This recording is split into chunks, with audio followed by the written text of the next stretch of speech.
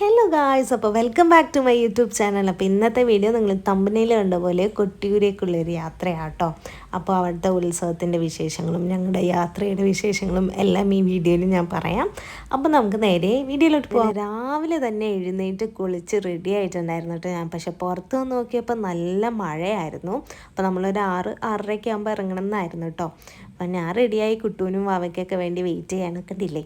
അങ്ങനെ ഞങ്ങൾ ഇതാ ഒരു 6:30 ആയപ്പോൾ ഇറങ്ങി. വാവ, കുട്ടും ഞാനും അഞ്ജനക്കുട്ടിയും ഉണ്ട് കേട്ടോ നമ്മുടെ കൂടെ നിന്ന്. അങ്ങനെ ഞങ്ങൾ മാനന്തവാടി ചുരം ആ വഴിയാട്ടോ പോയത്.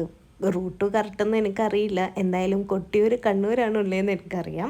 പോകുന്ന വഴിയൊക്കെ നല്ല കോടയും മഴയും അടിപൊളിയായിരുന്നു കേട്ടോ. ഈ ഒരു ക്ലൈമറ്റിൽ യാത്ര ചെയ്യാൻ അടിപൊളിയായിരുന്നു കേട്ടോ. എന്തായാലും വ്യൂ ഒക്കെ രസമുണ്ടായിരുന്നു. അങ്ങനെ ഒരു സ്ഥലം എത്തിയപ്പോൾ നമ്മൾ ചായ അടിക്കാൻ വേണ്ടിയിട്ട് ഇറങ്ങി കേട്ടോ. സ്ഥലപ്പേരൊന്നും അറിയില്ല, എന്തായാലും നല്ല രസമുണ്ടായിരുന്നു കാണാൻ. ഫുൾ കോടയായിരുന്നു. അങ്ങനെ ചായ കുടിയൊക്കെ കഴിഞ്ഞ് ഞങ്ങൾ വീണ്ടും യാത്ര തുടങ്ങി. പിന്നെ ഒരു നീണ്ട 2-2.5 മണിക്കൂറിന് ശേഷം ഞങ്ങൾ ഇതാ കൊട്ടിയൂരെത്തി.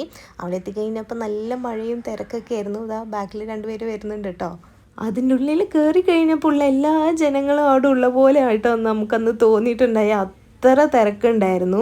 പിന്നെ അതാ ഈ കല്ലിനൊക്കെ എന്തോ പ്രത്യേകത ഉണ്ട് കേട്ടോ. അവിടെ നിന്ന് ഉരയ്ക്കുമ്പോൾ ചന്ദനമൊക്കെ കിട്ടുന്നതാണ് പറയുന്നത്. അതിൻ്റെ ഐതിഹ്യം എന്താണെന്നൊന്നും എനിക്കറിയില്ല.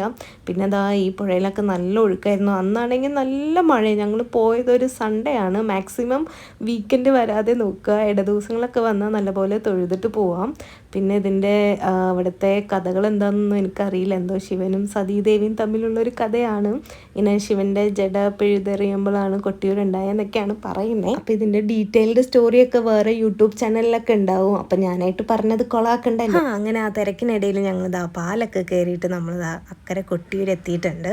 ഇക്കരെ കൊട്ടിയൂർ അക്കരെ കൊട്ടിയൂർ അങ്ങനെ എന്തൊക്കെയോ ഉണ്ട് കേട്ടോ. ഇവിടെയാണ് ഇപ്പം വൈശാഖ മഹോത്സവം നടക്കണേ. ഒരു മെയ് ജൂൺ ടൈമിലാണ് ഇവിടെ ഉത്സവം നടക്കുന്നത്. അങ്ങനെ തൊഴുതെല്ലാം കഴിഞ്ഞ് ഡ്രസ്സൊക്കെ മാറ്റി പാർക്കിങ്ങിൽ വന്നപ്പോഴാണ് നമുക്കൊരു പണി കിട്ടിയത് ഗൈസ്. ഒടുക്കത്തെ ബ്ലോക്കായിരുന്നു. പാർക്കിങ്ങിലോട്ട് റോഡിലോട്ട് ഇറക്കാൻ വേണ്ടിയിട്ട് ഒരു 4-5 മണിക്കൂറാണ് ഞങ്ങളവിടെ പെട്ടുപോയത്.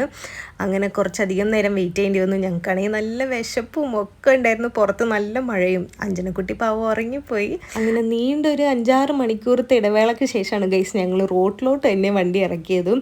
പിന്നെ പോകുന്ന വഴി ചുരത്തിലുള്ള ബ്ലോക്കൊക്കെ ആയിരുന്നു. അതിനിടയിൽ നല്ല മഴയും പിന്നെ കോടയൊക്കെ ഇറങ്ങിയിട്ട് നല്ല രസമായിരുന്നു. എന്തായാലും അടിപൊളിയായിരുന്നു. വല്ലാത്തൊരു എക്സ്പീരിയൻസ് ആയിരുന്നു. പിന്നെ ഒരു ഭാഗ്യം ഉണ്ടായി, കൊട്ടിയൂർ വന്ന് തൊഴാൻ പറ്റി. പിന്നെ നമുക്ക് നല്ല വിശപ്പുണ്ടായിരുന്നു. രാവിലെ തൊട്ടൊന്നും കഴിക്കാതിരിക്കുകയായിരുന്നു. അപ്പം നല്ല മന്തിയും പൊറോട്ടയൊക്കെയാണ് അടിച്ച് കയറ്റിയത്.